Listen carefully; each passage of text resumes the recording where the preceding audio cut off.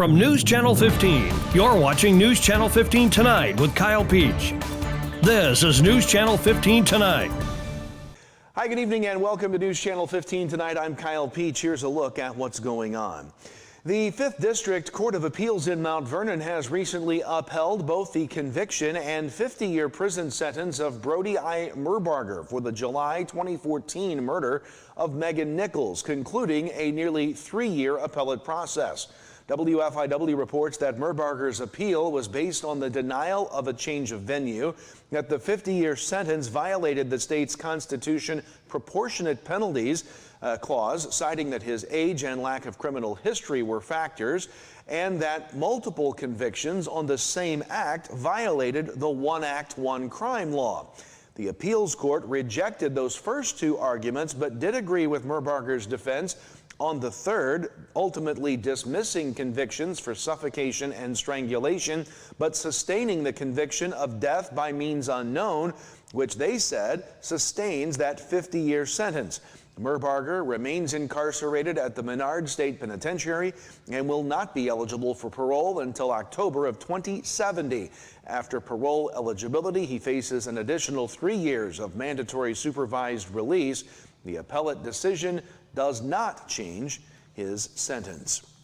Elsewhere tonight, we look at area arrests. A Grayville woman was arrested Wednesday after police were called to a domestic dispute at a residence on Oxford Street. WRUL says that there, a juvenile victim showed authorities her arms with visible marks, while a second juvenile provided scissors to authorities that were allegedly used. 36-year-old Tiffany Downs, who police said appeared intoxicated, was arrested on charges of domestic battery and assault.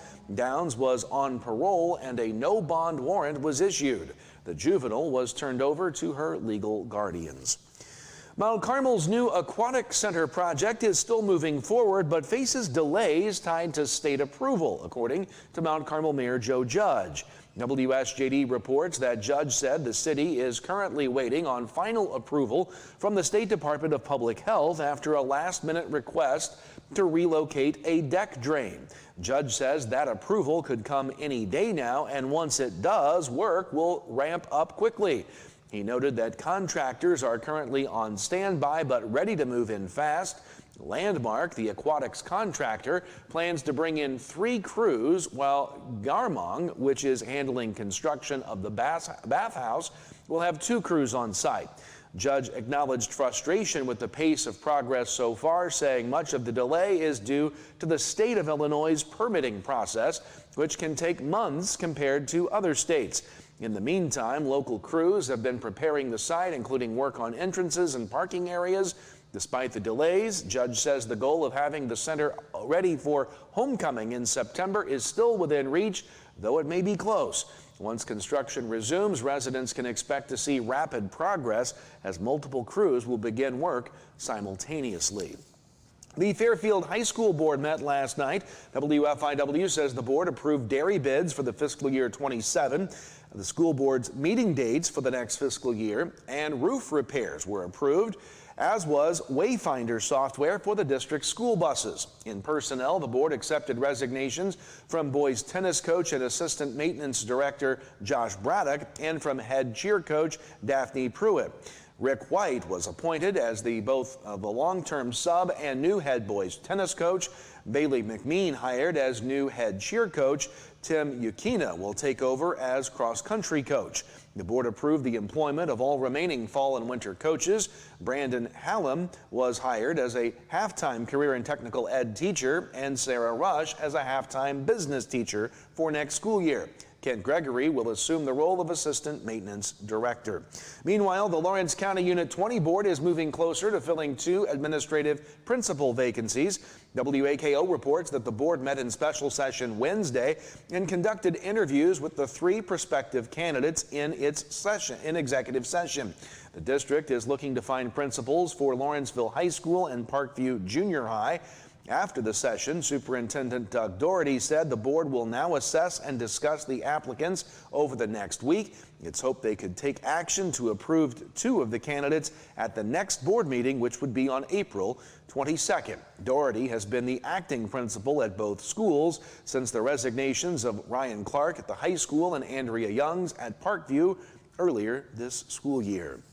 The Wayne County CEO Trade Show is this Saturday from 9 to noon at the Church of the Harvest at 110 North Industrial Drive in Wayne City. The event celebrates the innovation and entrepreneurship of talented students participating in the Wayne County CEO program. The trade show provides an opportunity for the public to meet the entrepreneurs, learn about their businesses, and also, as a reminder, it is open to the public and everyone is encouraged to attend and explore the creativity and hard work of this next generation of business leaders. For more information, visit WayneCountyCEO.com or find them on Facebook.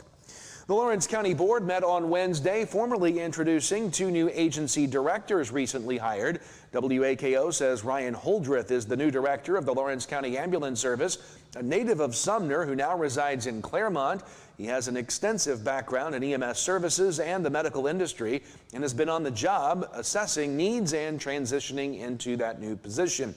Zach Cavender is the new E911 director in Lawrence County, a local resident who has worked at the Lawrence County Jail for the last 8 years as a dispatcher and has always looked at advancing in the law enforcement communications area. The board also approved the reappointment of Robert Andrews to a 3-year term as trustee of the Christie Fire Protection District. Finally, sad news tonight. Former Illinois Congressman Terry Bruce, the longtime CEO of Illinois Eastern Community College's District 529, died at the age of 82. Bruce, an Olney native, served as a member of the Illinois Senate from 1971 to 1985 and represented Illinois' 19th district in the U.S. House of Representatives from 1985 to 1993. Bruce served as CEO of IECC from 1996 until 2019. He also served on the Illinois Community Colleges Board and as CEO and chairman of the Board of Directors of Mount Carmel Public Utility Company. On a personal note, Mr. Bruce, as we knew him here at the college, was the CEO who hired me when I first started at Wabash Valley in the early 2000s. I certainly owe that man a lot. He was a good man, and as IECC Chancellor Ryan Gower said today, quote, he was a good person. He cared deeply about this institution, our students, and the communities we serve. Many people, he said, are better for having known him. I would agree with that. Terry Bruce was 82 years old. We'll be right back. Are you living with chronic conditions or finding it hard to manage your health at home? If you're 18 or older, have a primary care provider through Wabash General Hospital, and live in Wabash, Edwards, White, or Lawrence County, our community paramedics can help. Get support in the comfort of your home, including follow-up care, home safety and medication education, vital sign checks, disease management support, and resource connections. Our certified paramedics will work with your doctor to provide non-emergent care to keep you healthy at home. Ask your WGH primary care provider for a referral to community paramedicine.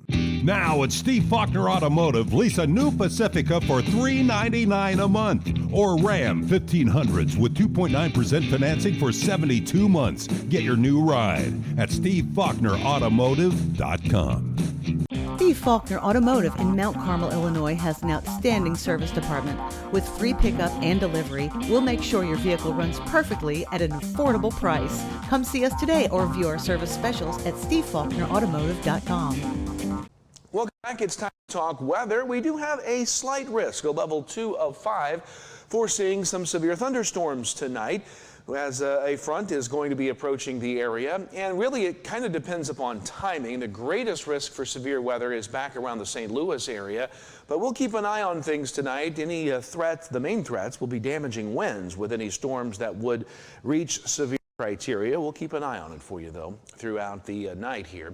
As far as how much rain we're going to see before it all wraps up sometime on Saturday, these totals have kind of trended higher over the last 24 hours, anywhere from a half to 3/4 of an inch of rain expected across our region by the time that rain again comes to a close on Saturday. A warm one today, 84 degrees, 57 was our low this morning.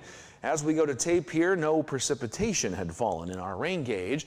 Here is a look at the map for tonight, 6 o'clock our time.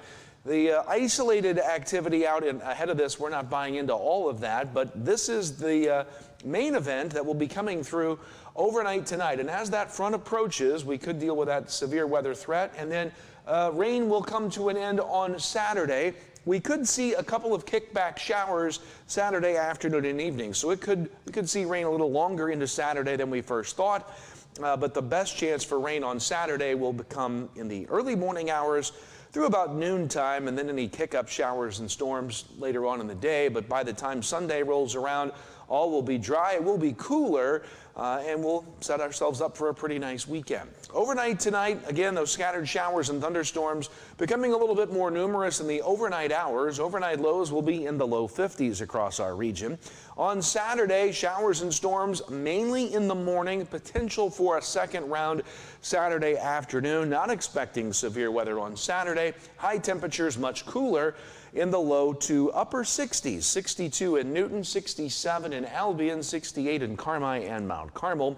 Overnight Saturday night into Sunday, I'm not buying into a lot of shower activity here. I think we'll see mostly clear to partly cloudy skies, but the overnight lows will be chilly in the upper 30s, and then the slow warm up will begin on Sunday. Sunshine, low to mid 60s for us across the area. So showers and storms tonight. 56 will be our low temperature, isolated severe weather threat.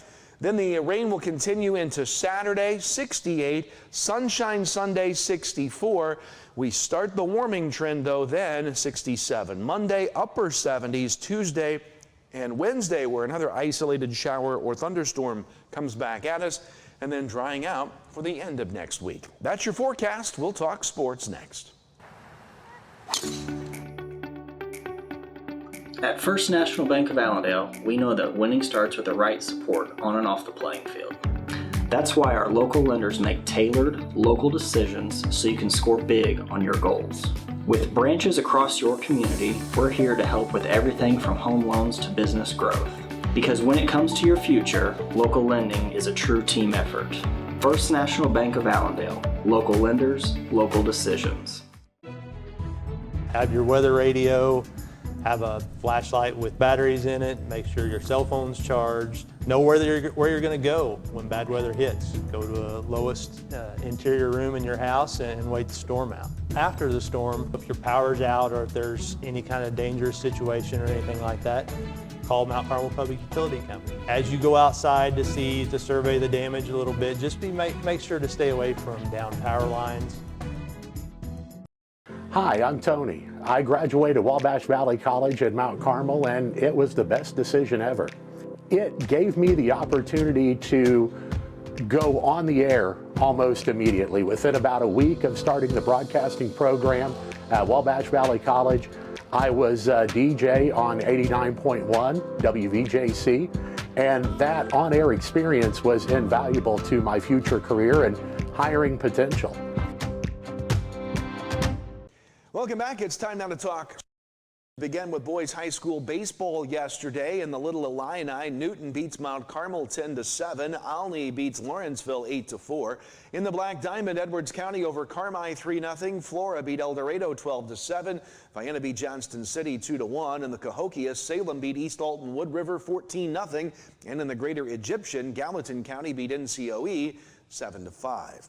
Girls high school softball yesterday in the LIC. Mount Carmel beat Newton 6-0. Olney blanked Lawrenceville 10-0. In the Black Diamond, Edwards County beat Carmi 15-5. In the Cahokia, Salem beat East Alton Wood River 4-0.